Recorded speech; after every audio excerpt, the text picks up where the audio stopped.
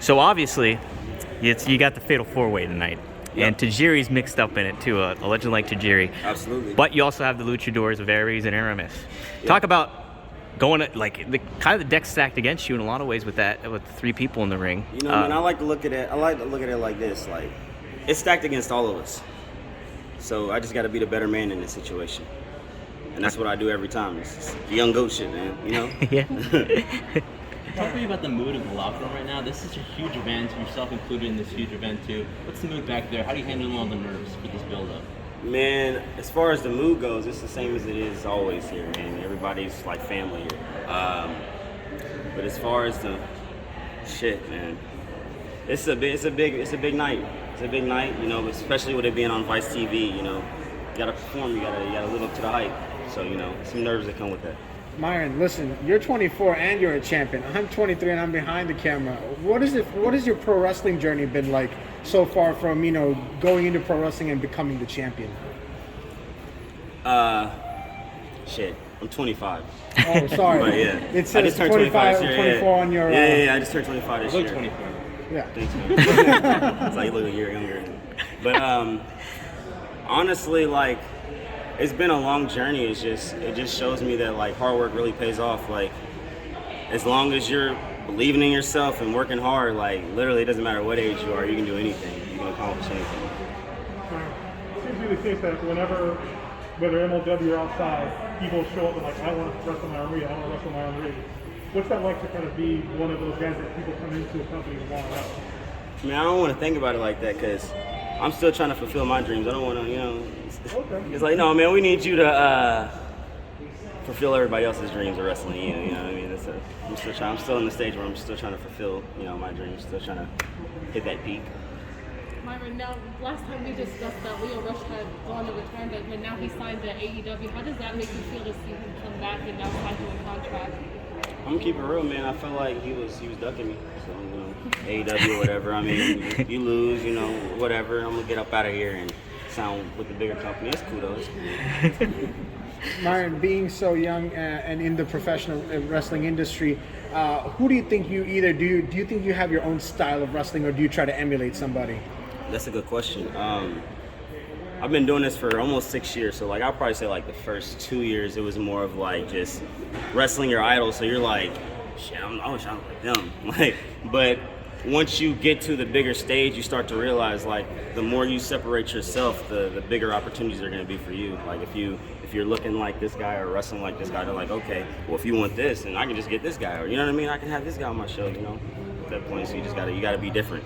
It's definitely a must. A quick follow-up, you know, the term middleweight is famously associated with the former MMA champion Anderson Silva.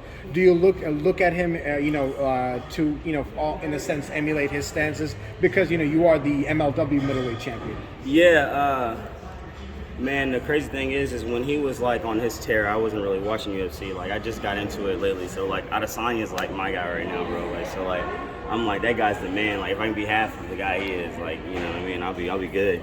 So, yeah. Just like Adesanya, are you big into anime?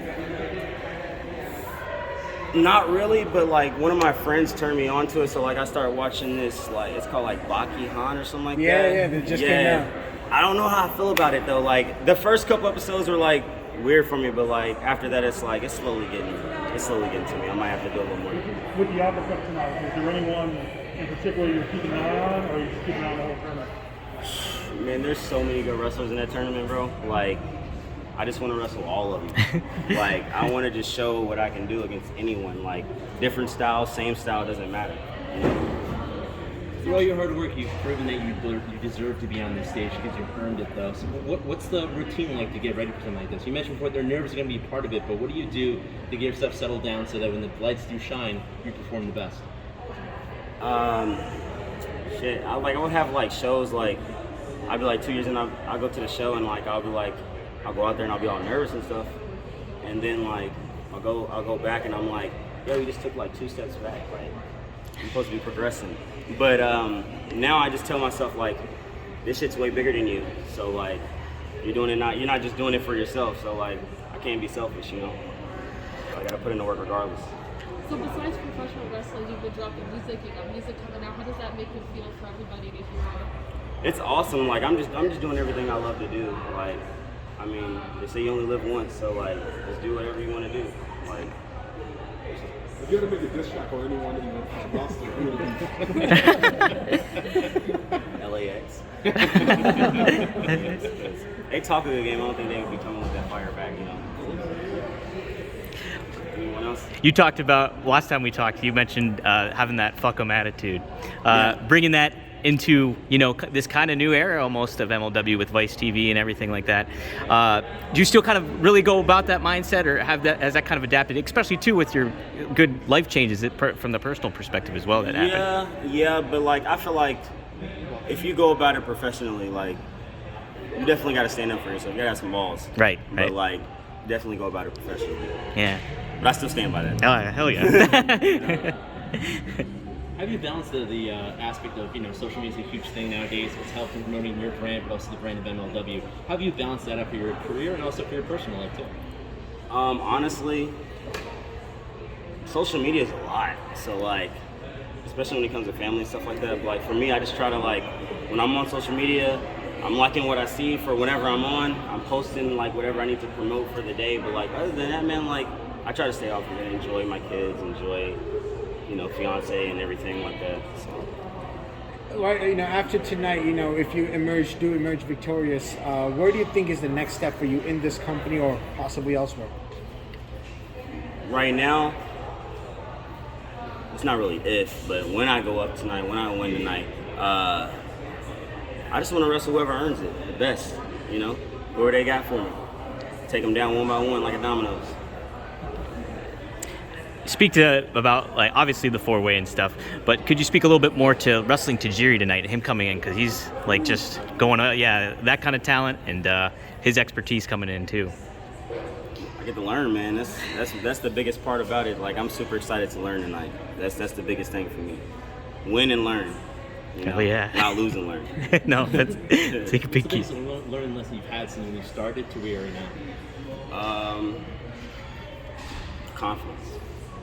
Confidence is the biggest thing in wrestling. Like, you can be a okay wrestler, but if you got confidence, people are gonna think you're good.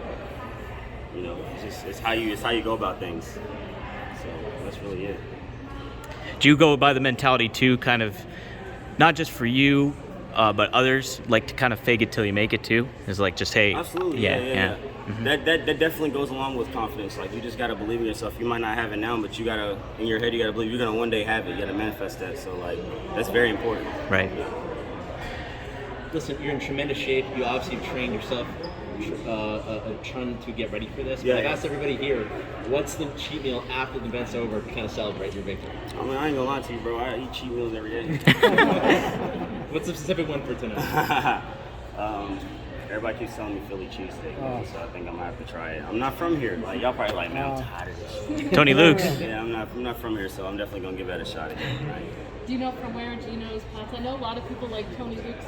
Honestly, don't know. So I'm looking for recommendations. So Jim's on South, and Tony Luke's is good. Those are my two I would go with. Jim's. Yeah, Jim's on South is good. So do you have music come down? Yes. Top 3 producers that you'd like to be working with?